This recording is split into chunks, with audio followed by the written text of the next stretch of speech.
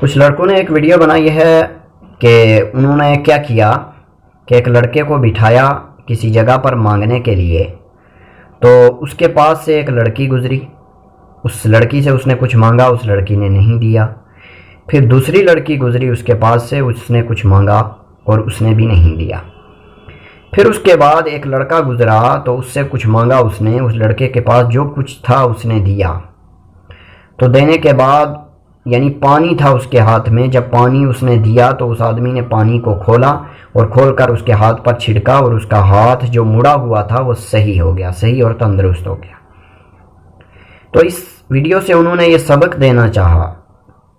کہ دیکھو، اگر کسی انسان پر تم صدقہ کرو گے تو صدقہ کرنے سے تمہارے اوپر جو مصیبتیں آئی ہوتی ہیں یا آنے والی ہوتی ہیں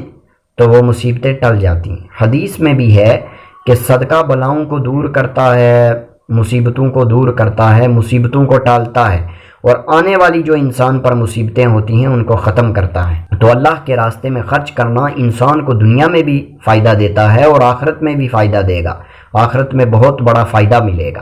اللہ کے راستے میں خرچ کرنے والے اس بات کو ضرور یاد رکھیں کہ کبھی بھی اگر اللہ کے راستے میں 1 روپیہ خرچ کرنا ہو، 10 روپے، 100 روپے، 1000 روپیہ، چھوٹی سے چھوٹی چیز یا بڑی سے بڑی چیز خرچ کرنی ہو،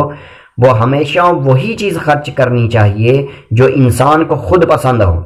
جو چیز خود پسند نہ ہو اس کو اللہ کے راستے میں خرچ نہیں کرنا چاہیے، کیونکہ اگر فقیر کی جگہ ہم ہوتے تو ہم وہ چیز لینا پسند نہ کرتے جو چیز ہم دے رہے ہیں۔ میں نے بہت سارے لوگوں کو دیکھا ہے کہ لوگ پھٹا ہوا نوٹ دے دیتے ہیں،